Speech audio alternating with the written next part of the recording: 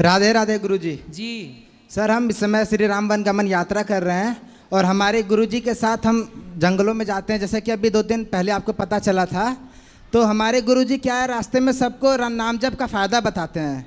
तो नाम जप हम अपने दोस्तों को तो बता नहीं पाते, लेकिन उनको तुलसी माला भेंट करते हैं। सही। लेकिन उसमें कुछ इतने गंदे मेरे दोस्त हैं, तुलसी माला तो पहनेंगे लेकिन साथ में मुर्गा बकरा खाते हैं। आए हैं दोस्त? नहीं, कोई आया नहीं है। तो लाते ना दोस्तों को। नहीं, अभी तो हम अकेले आए हैं। दोस्तों को तुलसी की माला देना अच्छा है, पर तुलसी की माला देने के पहले सत्संग से जोड़ दो, अपने आप वो धारण कर लेंगे तुलसी की माला। आप ले आते तो हम उनको अच्छा इंसान बनाने की कोशिश करते हैं। नहीं, एक हमारे दोस्त थे तो वो हमको बोले कि हम छोड़ देंगे, लेकिन एक बार हमारे साथ बैठ के आप खा लो हमको। तो हम आप ही वाला एक चीज़ ट्राई किए थे। हम कहे कि आइए हमारे साथ, ठीक है बैठिए। और हम मतलब वो लिए थे पेन, और पेन से उनकी बॉडी में हमने मतलब धसाया उसको, तो उनको दर्द हुआ। तो हम यही बोले कि आप अपनी एक उंगली काट के हमको दे दीजिए, हम फिर आपके साथ बकरा मुर्गा जो भी देंगे खा लेंगे। तो उन्होंने बोला यार देखिए, पेन से इतना तेज़ धस गया तो सोचो मतलब अगर उंगली काटूंगा तो कितना दर्द होगा। तो मैंने यही चीज़ बोला, मैंने कहा सोचो जब ये मतलब तुमको दर्द हो रहा है तो यही दर्द एक मतलब जीव को भी होता होगा। तो कह रहा उससे हमें मतलब नहीं, हमें स्वाद आ रहा है हम खाएंगे, और तुम्हारी माला जब मतलब उतार देंगे, लेकिन जब नहीं खाएंगे तो पहन लेंगे। तो हम इस चीज़ में ये डरते हैं कि माला तो हमने दे दिया, लेकिन उसका पाप कहीं हमें ना पड़े। नहीं, पाप आपको नहीं पड़ेगा, आप तो सही मार्ग बता रहे हैं। अब कोई ना ही चले तो पाप का भागी वो है, कोई आप थोड़ी हैं। तो अभी हमने आज भी हम यहाँ से निकल चले जाएंगे, तो आज अभी हमने कम से कम 150 माला ले ली है अपने दोस्तों को देने के लिए। सही, बहुत अच्छा काम कर रहे हैं। बच्चों को, मित्रों को ये बताना कि कथा सुना करो, सत्संग कराओ उनको, तब सुधरेंगे। और कुछ ऐसे भी हैं जो दारू पीते हैं, तो उनको छुड़ाने का मतलब मैं बहुत ट्राई कर चुका, लेकिन छोड़ते नहीं है। एक तो मेरे सत्संग वो तब तक नहीं छोड़ेंगे जब तक उनको सत्संग नहीं मिलेगा। लाना मेरे पास, मैं उनसे बात करके ठीक करूँगा। तो यहाँ पे हाँ, कभी भी ले आना। नेक्स्ट। जी जरूर, ठीक। राधे राधे गुरुजी। जी गुरुजी राधे राधे। जी मैया। गुरुजी इतनी परेशानी है कि बहू ने बहुत परेशान कर रखा है। आपकी बहू ने? बहू ने क्या परेशान किया? एक बेटा है और एक बेटा की गाली, 4 मकान बदल दिए मैंने। आपने मकान बदल दिए? हाँ, रहने नहीं देती है कहीं पे। मतलब बहू से आप भागी भागी फिर रही हो? हाँ, अब क्या करूं, कहाँ रहूं? तो आप बहू से 3-4 किलोमीटर दूर रहो। कहीं पे भी पहुंच जाऊं वहीं पहुंच जाती है। तो पहुंच के क्या कहती है? वहीं वो ये फेस कर दूंगी, वो वहाँ प्लेस कर केस कर दूंगी, पता नहीं तो क्या बोले क्या कर दे केस, बोले बहू से कर दे केस। ऐसे घर में आग लगा लेती है। घर तो में लगा लेना, जलेगी वो। लगा ली, 2 दिन आग लगा ली, पुलिस बुला ली, सारे काम हो गए। नहीं तो पूरी जली नहीं जली, माँ बाप से बोल देती है कि बुझा देना। नहीं तो माँ बाप बोल देते तू कर ले, पीछे से हम देख लेंगे। अच्छा, तो आग मतलब दूर लगाती होगी, है ना? दूर लगा के रख देती है, फांसी लगा लेती है। फांसी कहाँ लगाई होती तो मर ना जाती? फांसी तो ऐसे लगाती है ना, वो ऐसे लगाती है ऊपर। हाँ, दिखाने के लिए, फोटो सेल्फी लेने के लिए। हाँ, मतलब देखो बहुएं क्या क्या कर रही हैं। इतनी दंग कर दी है कि क्या क्या हथकंडे अपना रही हैं। तो बहू आपसे चाहती क्या है? पता नहीं चलता है क्या चाहती है। तो आपने पूछा नहीं बहू तू चाहती क्या है? पूछ लिया, कुछ नहीं बताती है। हाल कुछ कभी कुछ। तो आपकी समधन से आपने बात नहीं की? समधन तो बोल दिया तू कर ले, जो कुछ करना है सो बाद में हम देख लेंगे इन्हें। अच्छा, बेटी को? और क्या, मतलब बेटी को माँ बोलती है तू कर ले, मतलब तू पहले आग में जल जा। हाँ, तो बाद में हम देख लेंगे इन्हें। तो क्या देख लेगी? मैं जब बहू जल ही जाएगी तो हमें देखेगी ना। अरे क्या देखेगी, कुछ ना देखेगी। आपको भी पुलिस वाले क्या थाने में क्या करेंगे? बैठे बैठे खवाएंगे। तो बैठे बैठे का तो आप तो यहाँ किराए से खा रही हो, बढ़िया वहीं खाना, बोले कर ले जो करना हो। खाने तो 4 रोटी। बताओ मैं कहाँ जाऊँ, मैं क्या करूँ? भजन करो, भगवान की शरण में जाओ। कहाँ? भगवान की कहीं से भी घर में तो कहीं करने दे देती है, इतनी बुरी गाली देती है, बहुत। तो आपका बेटा नहीं रोकता? बेटा से रोजाना बेटा मारता है। किसको? उसी को। बेटा मारता है खूब तो दोनों में होती है। फिर भी थाने में चला जाता है, कई दिन जेल काट के आ गया। तो बहू सुधरने को तैयार नहीं? सुधरने को तैयार। चाहती क्या है वो? और ये पता नहीं चल रहा है क्या चाहती है। उसके बच्चे ये चाहती है कि सब खेत क्या उसके नाम हो जाए, हम दोनों ये मर जाएं। अच्छा, उसके बाप पापा मर जाएं और खेत क्या उसके नाम हो जाएगा, सब साफ हो जाएगा। अच्छा, खेत लेना चाहती है? खेत है, घर है, सब चाहती है वो। तो अभी किसके नाम पे है? तो जब आदमी जिंदा है तो आदमी के बाप के नाम पे। अच्छा, मतलब आपके पति के नाम पे है। हाँ, तो अभी उसके नाम पे मत करना।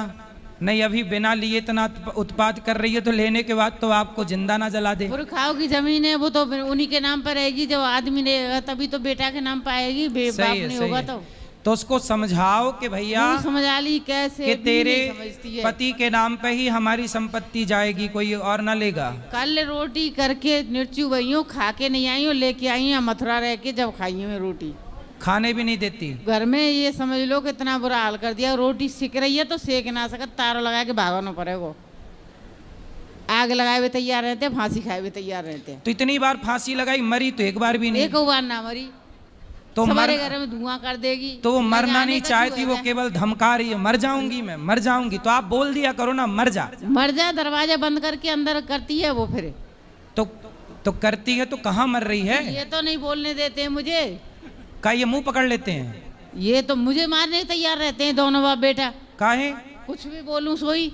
क्यों पति देवता बात करो। काहे तुम अपनी पत्नी को गुरुजी, परेशान करवा रहे हो? गुरुजी कोटि कोटि प्रणाम। जी महाराज जी मेरे सामने बात करते हो, मैं मना नहीं करता हूँ, पर ऐसी बात करो कि मुझे अच्छी लगे, बुरी ना लगे। तो वो आपकी पत्नी को आपकी तो बहू मैं आपको कहता हूं, परेशान मैं बाहर कर रही निकल है। जाऊं, तुम खूब लड़ो। जब हैं? मैं नहीं रहता हूँ घर, खूब लड़ो। अब क्या करूँ? आप ये बताओ कि आपकी पत्नी गलत है कि आपकी बहू गलत है? बहू गलत है। बहू गलत है। हाँ। क्या गलत करती है? गलती ये है कि अभी 1 महीना 2 महीना रोटी बना बना के इसको ये खिलाती है, मानती नहीं है, मना करने के बाद भी। फिर भी वो मतलब कहना नहीं सास बहू को खिलाती है? हाँ, ठीक और है। वो सोती रहती है। बहू सोती रहती हाँ, है। गुटखा खाती इतने कि 100 रुपए के खा जाए एक दिन में, 200 रुपए की खा जाए। गुटखा खाती है? हाँ। शराब भी पीती है? अब हमको देखते नहीं है तो पीती होगी तो क्या पता है। अच्छा, और तो आपका बेटा नहीं समझाता? बेटा भी दारू पीता है, गुटखा भी खाता है। अच्छा, तो मैं तो पति का दोनों से गुटखा नाराज हूँ। मैं तो ये कहता हूँ कल मरे सो आज ही मर जाए दोनों, लड़का भी लड़का भी। क्यों? मैं देखना नहीं चाहता। ऐसी बात बोलती है बहू, तो गाली देती है कि एक शब्द भी नहीं बोलना। तो सुनना बहू चाहता। आपको गाली देती है? हाँ, मुझे भी, सबको देती है वो तो सब। इसमें बहू की गलती नहीं है। बहू के जो माँ बाप हैं उन्होंने ऐसे आतंकवादी पैदा किए हैं। ये बहुएं नहीं है, ये आतंकवादी हैं। यदि बढ़िया लड़की पैदा करोगे तो समाज को बढ़िया बहू मिलेगी, संस्कार दोगे तो बढ़िया बहू, वरना कल आपकी भी बहू आएगी और आप बुढ़ा। देखो अब ये दोनों बूढ़े हैं, अब ये बेटा बहू के भरोसे ही तो हैं। अब बेटा बहू इनको ना सेवा करें, ना सम्मान दें, ना रोटी दें, तो अब ये दोनों बुढ़ा बुढ़ी कहाँ जाएंगे? कल को इनके बहू बेटा भी बुढ़ा होंगे, फिर उनकी बहू आएंगी, उन पे अत्याचार करें। ये अत्याचार का ऐसे सिलसिला तो चलता ही रहेगा। इसे रोकना चाहिए, संस्कारों से ही रुकेगा ये सब काम।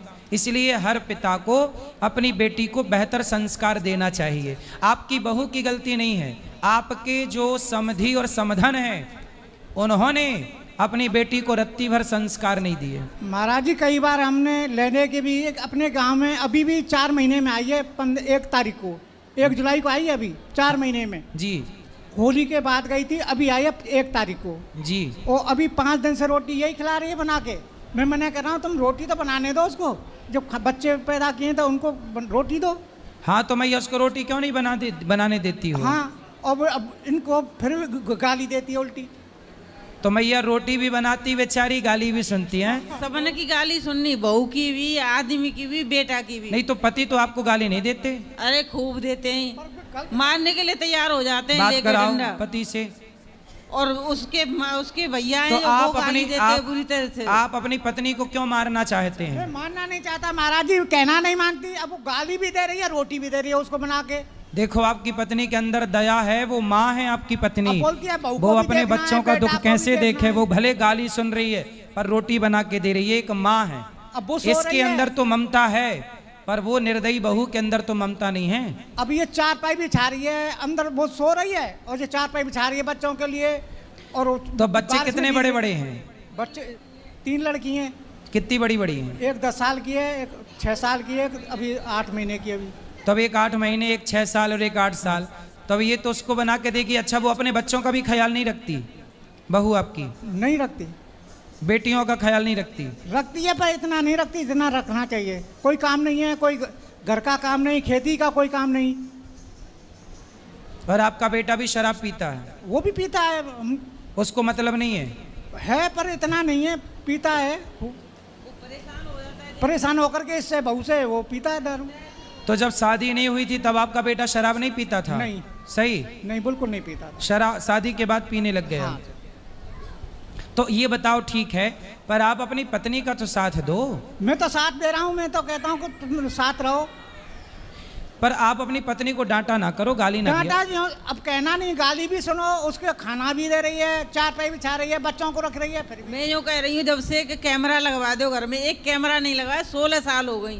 16 साल से मैं कितना झेल रही हूँ। मैं यूँ कहती हूँ कभी चुपचाप निकल जाऊंगी मैं घर से। तो कैमरा काहे नहीं लगवा रहे हो? चलो कैमरा तो कल ही लगवा दूंगा। मैं कैमरा घर से लगवा दो चुपचाप एक। निकल जाऊंगी, किसी को बताऊंगी भी नहीं। कहाँ जाओगी? कहीं जाके मर जाऊंगी।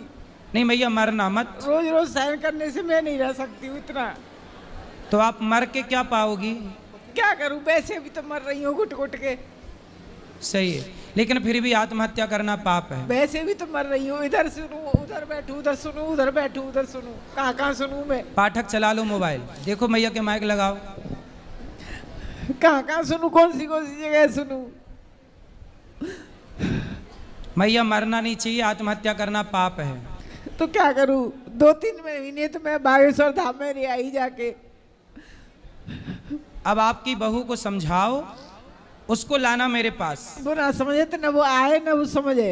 देखो कैसी बहुएं हैं, अपनी सास को इतना प्रताड़ित कर रही हैं कि सास आत्महत्या करने के लिए मजबूर है। और ये देश का कानून इस सास की ना सुनेगा, उस बहू की सुनेगा। ये देश का कानून इस ससुर की ना सुनेगा, उस बहू की सुनेगा।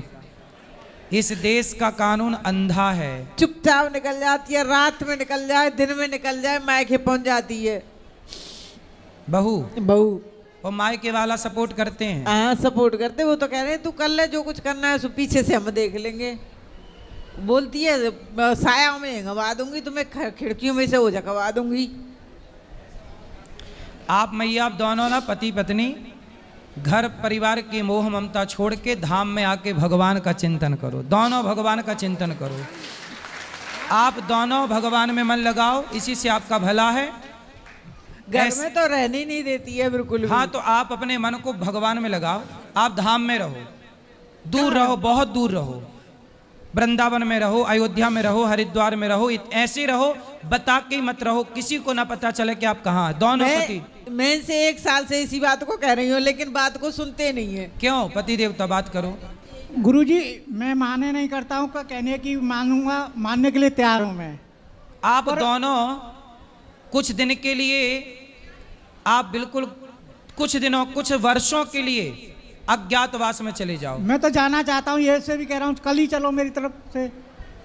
बिल्कुल भगवान के आश्रित रहो। अब हम आप जब 1-2 साल दूर रहेंगे, अपने आप अक्ल ठिकाने लग जाएगी, जब बना के रोटी खाएगी और कमाएगी। मैं तो खूब कह रहा हूँ, वृद्ध आश्रम में चल रहे हैं, आराम से रहेंगे। हाँ, तो जाओ, प्रेम से रहो, कहीं दूर रहो। ऐसे क्लेश से दूर रहो जो आपको आत्महत्या करने के लिए मजबूर कर दे, क्योंकि आत्महत्या सबसे बड़ा पाप है। अब बहू और बेटा के साथ ना रहे ना महाराज जी। क्यों रहोगे ऐसे बेटे और हाँ, बहू वही तो पूछना जो चाह दिन रहे हैं। रात आपको फिर ये बेइज्जत कहते हैं करें? कि सास और बहू नहीं वैसे भी ये आपकी उम्र भगवान के चिंतन की है। गई बहुत थोड़ी रही नारायण अवचेत, काल चिरैया चुग रही निस दिन आयु खेत। आप दोनों बुढ़े हो गए हैं, पता नहीं कब मौत का बुलावा आ जाए, इसलिए दोनों भगवान में आत्मसमर्पण करो, खूब भगवान का नाम जपो और अपना कल्याण करो। ठीक है, बेटा बहू के चक्कर में अपनी दुर्गति ना करो। ठीक है, कोटि कोटि प्रणाम। खुश रहिए। अभी ऊपर बात करेंगे हम आपसे। अभी चलिए। जय श्रीमन नारायण जी। राधे राधे जी। वो ठाकुर जी के लिए वस्त्र लेके आई हूँ सील के, आप कल कथा में पहना देना जरूर। और मेरी सखिया सब आई नहीं, अब इस बार तो सबको राधे राधे बोल दो। सबको राधे राधे। और मैंने बिजनेस चालू किया ठाकुर जी वस्त्रों का, आपका आशीर्वाद चाहिए। सही आशीर्वाद है। राधे राधे। महाराज जी श्री रमन नारायण जी। महाराज जी, यहाँ की सेवाएं बहुत अच्छी हैं। आज हमने आकर देखा और टीवी पर परसों ही हम सुन रहे थे। हाँ मैं लखीमपुर खीरी से आया हूँ। जी। मेरी माता जी सुन रही थी, टीवी पे देख रही थी, परसों की बात है। और तत्काल में हम लोगों ने प्लान बनाया और कल रात में निकले और सुबह यहाँ आ गए। वाह। और आपके दर्शन के लिए माता जी को लेके आया था और हमारे मामा भी आए हुए हैं और मामी भी आई हुई हैं, यहीं पे हैं जी। महाराज जी। बस यही है कि आप आशीर्वाद बनाए रखें।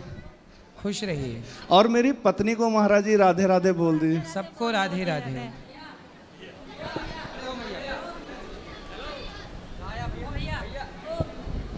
राधे राधे गुरुजी। जी आपके चरणों में मेरा प्रणाम। जी। मैंने आपको, आप जब दिल्ली गए थे तब मैंने आपसे गुरु दीक्षा ली थी। अब गुरुजी आपसे ये प्रश्न है, कुछ लोग कहते हैं संडे के इतवार के दिन दीपक तुलसी पे मत जलाओ, जलाना चाहिए? जलाना चाहिए, जल चढ़ाने का मना है, दीपक जलाने का नहीं। दूसरा प्रश्न ये है, जैसे कहीं रिश्तेदारी से भाजी वगैरह आती है, उसका भोग मैं लगाती हूँ, लगाना चाहिए कि नहीं? हाँ लगा सकते हैं। उसका मैं ये सोच के लगाती हूँ, किसी ने मेरे साथ अच्छा बुरा जो भी किया है मैं पहले भगवान को अर्पण कर दी। सही है। ठीक है। और तीसरा ये सवाल है, जब मैं भोग लगाती हूँ तो मेरे को जमाई आती है। कुछ लोग कहते हैं कि भगवान अर्पण लेते, कुछ कहते हैं इसमें विकार निकलते हैं, तो वो क्या मेरे पाप हैं? तो आप जम्हाई भी लेती हो तो दुनिया वालों को बताती हो? नहीं, मैंने पूछा कि एक पंडित जी से जो मेरे घर आए थे उसमें जम्हाई कर्नाटक में, और जब प्रति महीने में 20 दिन होता है ऐसा, सही है। तो पाप है हमारे? नहीं पाप नहीं है मैया। जम्हाई आने के दो कारण है, या तो आलस्य है शरीर में, आलस नींद नहीं, मैं पूरी सवेरे बहुत जल्दी नींद पूरी नहीं हुई, या तो शरीर में पानी की कमी नहीं, है। जैसे भोग लगाती आंख बंद करती वैसे ही आ जाती है। सही है, आने दो जम्हाई। ठीक। भोग लगाओ। हमारे बाबूजी आए हैं, हम भी परेशान हैं महाराज जी। किससे? हमारे दोनों बच्चों ने क्या ना हमको परेशान कर रखा है। क्यों? अरे हमारी पत्नी को ऊपर 2 मंजिल से फेंक दिया, मार दिया। पत्नी अभी है जिंदा? खत्म हो गई। किसने फेंका 2 मंजिल से? बहू ने और बेटे ने। अरे राम राम राम राम। देखो आज और के हम बेटा बहू है। मुझे भी मारना चाह रहा है, इस बच्चे को भी मारना चाह रहे हैं। आपका बेटा आपको मारना चाह रहा है? क्यों? बेटा और बहू दोनों ही। क्यों मारना चाह रहे हैं? संपत्ति के लिए। हम मर जाएंगे तो सारी संपत्ति उन दोनों की हो जाएगी। तो वैसे भी आपके जिंदा रहते भी संपत्ति उन्हीं की तो है। अरे तो ये विकलांग है ये। अच्छा, ये तीसरा बेटा है हाँ, आपका? तो इस तो चक्कर ये में- विकलांग है। हाँ, इसको भी मारना चाह रहे हैं। अच्छा, क्योंकि संपत्ति के 3 भाग हो जाएंगे तो वो 4। हाँ, 3। हाँ। तो वो चाह रहे हैं कि ये मर जाएगा तो 2 भाग रहेंगे, तो हम दोनों मिलके खा लेंगे।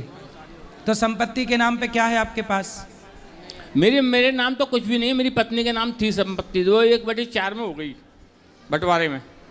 अच्छा, तो अब आपको मारना चाहते हैं, तो आप अपने बेटों को जो देना है दे दो।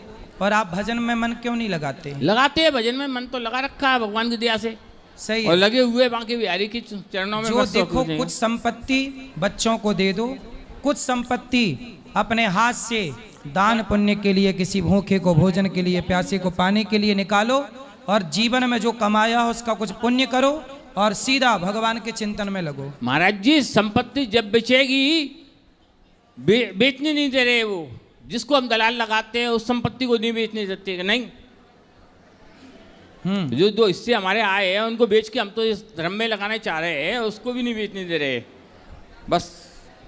अच्छा। नहीं तो मैं तो ये चाह रहा था कि प्रभु के चरणों में रहूँगा, जैसी प्रभु देगा वैसी खाऊंगा। सब कुछ बढ़िया है, करोड़ों की देने के बाद में भी उनका पेट नहीं भर रहा है।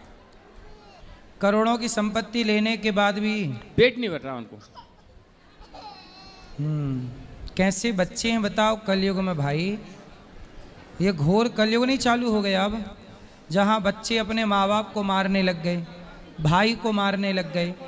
जिस देश में भरत जी ने सत्ता छोड़ दी अपने भाई के लिए, उसी देश में आज का भाई अपने बाप को इसलिए मारे जा रहा है कि संपत्ति हमें मिल जाए। एक आश्रम में कोई कमरे की व्यवस्था हुआ तो बता दो, जिससे कहना जो भी चार्ज होगा जो देंगे महाराज। नहीं, चार्ज की बात नहीं है।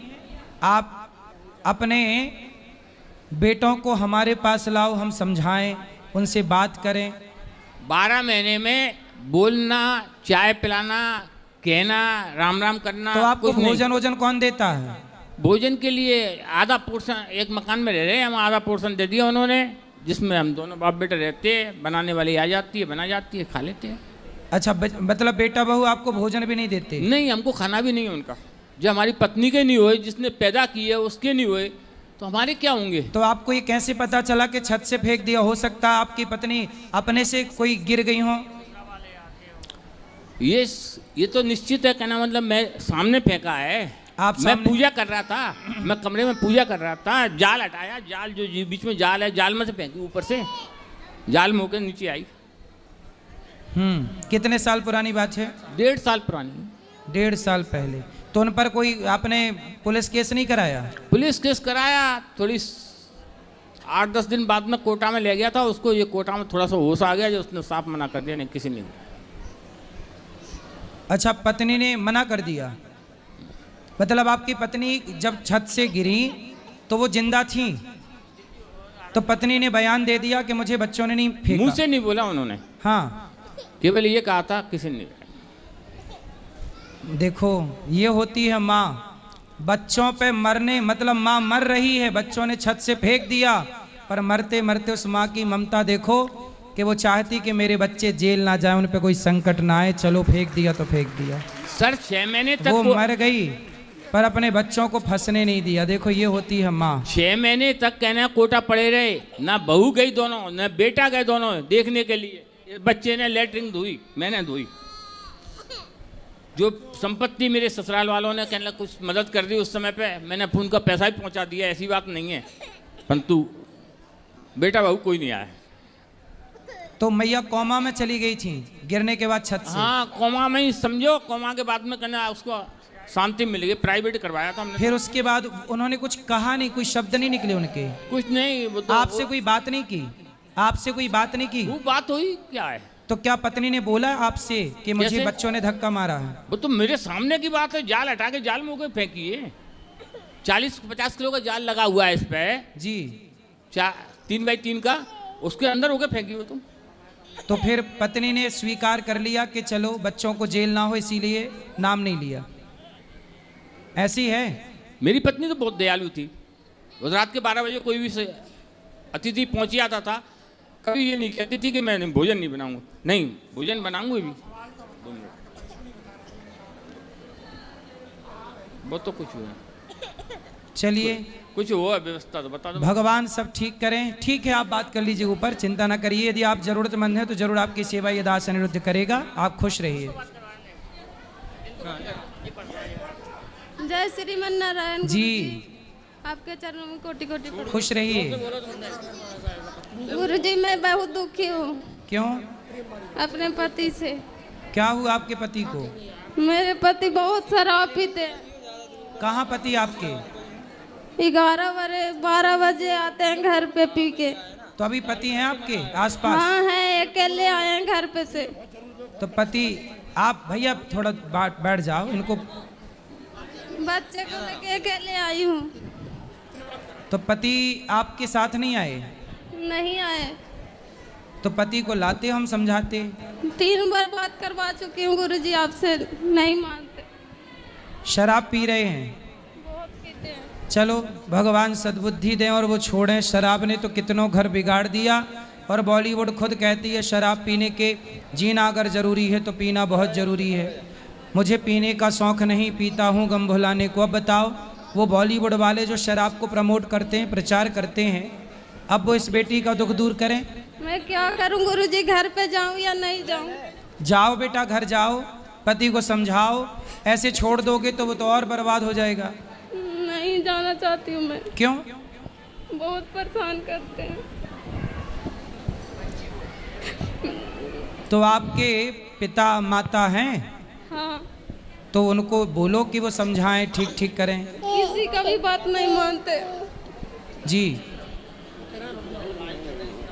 बच्चे को लेके अकेले आई हूँ, भटक रही हूँ इधर से उधर, कोई पूछने वाला नहीं। चलो भगवान सद्बुद्धि देंगे बेटा, समझाया ही जा सकता है शराबियों को, और कोई समाधान नज़र नहीं आता। ठीक है, बोलो। राधे राधे गुरुदेव जी। मैं आपसे एक बात पूछना चाहता हूँ। जैसे मैं पहले 3-4 साल पहले सादा था, ऐसे ही तो भगवान का नाम भी नहीं लेता था, तो सब लोगों से मेरी अच्छी बनती थी, चाहे दोस्त होते या रिश्तेदार या परिवार वाले। लेकिन जब से हमने यूट्यूब पे देखा, आपसे भी जुड़े हुए काफ़ी टाइम हो गया, लेकिन आज आपके सामने पहली बार आया हूँ आपके आश्रम को देखने के लिए। तो 3 साल पहले जब हम सादा थे तो अच्छा जब हम भक्ति लाइन में नहीं पढ़े थे तो सब सही थे, लेकिन जब भक्ति लाइन में आए तब एक संग हमें सब दुख, सब रिश्तेदार सब टूटने लगे। कोई बात नहीं, जब भगवान कृपा करते हैं, जब भगवान आपके करीब आते हैं तो सब फर्जी दूर हो जाते हैं आपसे। चिंता ना करो, चलो उनसे बात कराओ, क्या कह रहे हैं भैया? बोलो भैया। राधे राधे जी। भैया, मैं आपसे प्रेम मानता हूँ हृदय से। और एक मैंने वीडियो देखी थी आपकी, एक गुरुदेव और राधा राधा के नाम पे आपसे बदतमीजी, मतलब जो भी उनका स्वभाव है। जी जी जी जी। लेकिन मेरे पापा और मैंने आपको भी देखा जी। तो मेरे पापा और मैं भी मतलब आपके सहनशीलता और आपके जो भी गुण हैं अंदर, उसकी हमारे घर में चर्चा हो रही थी। जी जी। तो मेरा एक निवेदन है। बताइए। मैं एक सगे भाई के नाते आपसे कह रहा हूँ ये बात। बोलिए बोलिए। कोई भी फालतू लोगों की बात का आप आंसर ना किया करो, क्योंकि आपका जीवन अनमोल है, फालतू लोगों का जीवन अनमोल नहीं है मेरे हिसाब से। प्रेमानंद जी भी कहते हैं ये बात। कोई भी फालतू नहीं है, लोग अपने अपना दुख दर्द कष्ट सबके हैं, बेचारे आके बात कर लेते हैं, थोड़ा हल्का हो जाता है। लेकिन आप उनको समझाते हो। हाँ, लेकिन ये आप भी समझते हो, ये मतलब भैंस के आगे बीन बजाना है, मतलब मुझे ऐसा लगा।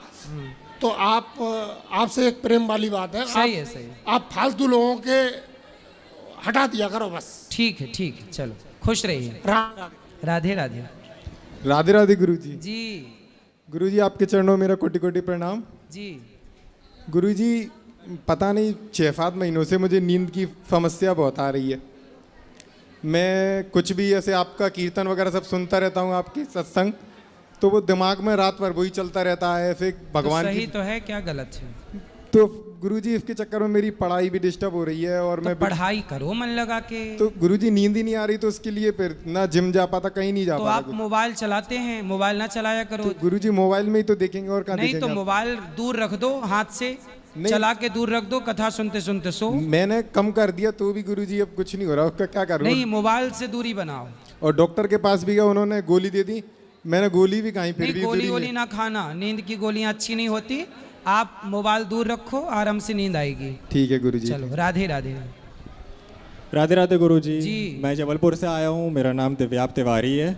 और मेरा एक प्रश्न है कि जैसे कृष्ण जी बोलते हैं कि आत्मा शरीर बदलती है, जैसे इंसान कपड़े बदलते हैं, तो फिर पितृलोक किस लिए बनाया गया है? फिर पितृ मोक्ष क्यों होता है और पितरों को दोष क्यों लगता है फिर हम लोगों को? ऐसा है कि देखो, जब ट्रेन लेट होती है तो स्टेशनों में एक वेटिंग हॉल होता है कि जब तक आपकी ट्रेन नहीं आ रही है आप वेट कीजिए, ठीक है? उसी तरह जब इंसान यहाँ से मरता है, यदि उसके पुण्य हैं तो उसका मोक्ष हो जाएगा, पाप हैं तो नरक चला जाएगा। अब उसके पास ज़्यादा पुण्य भी नहीं है और पाप भी नहीं है, इतने पुण्य नहीं कि वो मोक्ष पाए, स्वर्ग जाए। तो क्या करते हैं, उसे वेटिंग पितृलोक उसी का नाम है, पितृलोक में भेज देते हैं कि आपके बेटा, जैसे स्कूल में सप्लीमेंट्री आती है, एक विषय में कम नंबर हैं तो सप्लीमेंट्री आपको दोबारा मौका दिया जाएगा। सही नंबर आ गए तो पास। उसी तरह पितृलोक एक सप्लीमेंट्री की तरह है। आपके बेटे ने कोई पुण्य किया तो वो आपको प्लस हो जाएगा, तो आपका उद्धार हो जाएगा। यदि नहीं किया तो फिर वही पितर आपसे उम्मीद करते हैं कि तुम गया श्राद्ध करो, भागवत जी हमारे नाम से करो, पुण्य करो, तब हमारा उद्धार होगा। यदि पुण्यात्मा है आपके पितर पूर्वज तो उनका यूं ही उद्धार हो गया। पर यदि कुछ कमी रह गई, एक नंबर कम, तो सप्लीमेंट्री आएगी कि नहीं? तो वापस फिर से योनि में आ जाएंगे? योनि में नहीं आएंगे, वो आपसे कहेंगे कि आप उनके निमित्त पुण्य पुण्य करो। अच्छा। आप कोई पुण्य करते हैं तो वो पुण्य उनको प्राप्त होता है, उस पुण्य से उनकी सदगति हो जाती है।